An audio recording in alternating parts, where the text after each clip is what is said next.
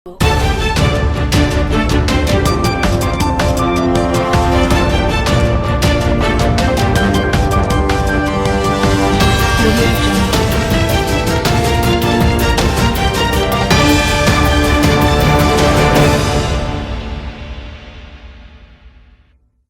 News 5కి స్వాగతం. నా పేరు సమలత.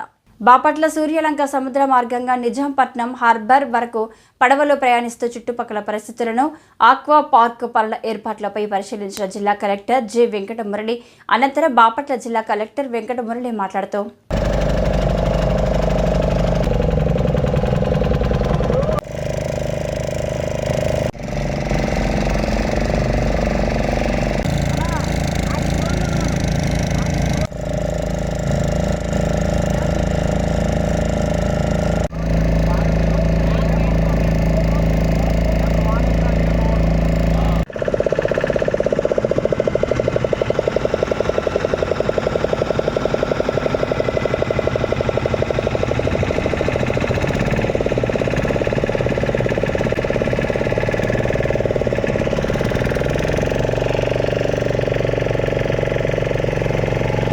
నా ముందున్నటువంటి కలెక్టర్స్ ఇక్కడ చేసిన ప్రయత్నాలను కూడా కొంత తెలుసుకున్నాను జిల్లా అధికారుల ద్వారా.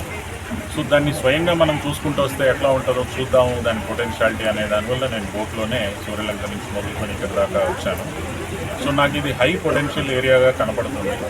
దీన్ని మనం ఏ విధంగా ఉపయోగించుకోవచ్చు, ప్రజలకి ఎట్లా అందుబాటులోకి తేవచ్చు, అండ్ దగ్గరలో ఉన్న మెట్రో కాస్మోపాలిటన్ సిటీస్లో ఉన్న వాళ్ళకి ఒక ఎంటర్టైన్మెంట్కి ఏ విధంగా మనం ప్రయత్నం చేయొచ్చు అనేటువంటిది అబ్జర్వేషన్ చేయడం జరిగింది.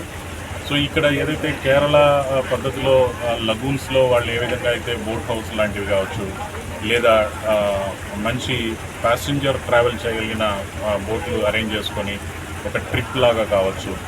సో ఈ విధంగా సూర్యలంక వచ్చేటువంటి పాపులేషన్ని అట్రాక్ట్ చేయడానికి ఒక పొటెన్షియాలిటీ కనబడింది బ్రహ్మాండంగా.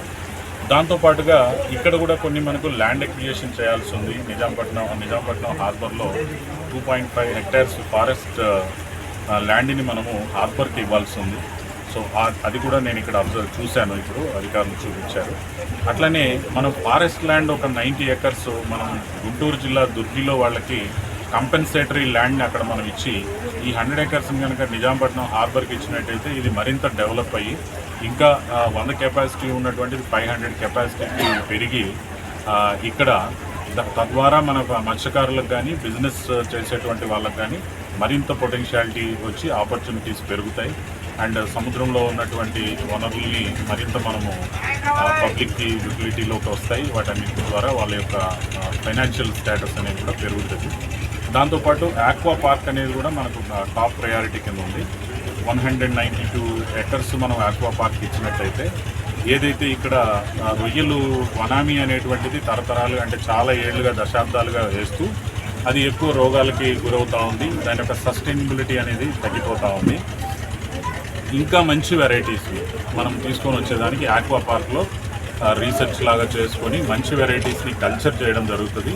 ఆ వెరైటీస్ని మనం ఫ్యూచర్లో ఇస్తే వనామీ పైన పూర్తిగా 100% డిపెండ్ కాకుండా మనం వెరైటీ లాగా చేసుకోవడానికి ఉంటుంది.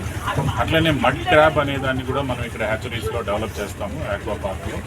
సో ఆక్వా పార్క్ని కూడా త్వరితగతిని తీసుకెళ్ళడానికి మనం రెవెన్యూ మినిస్టర్ గారు కూడా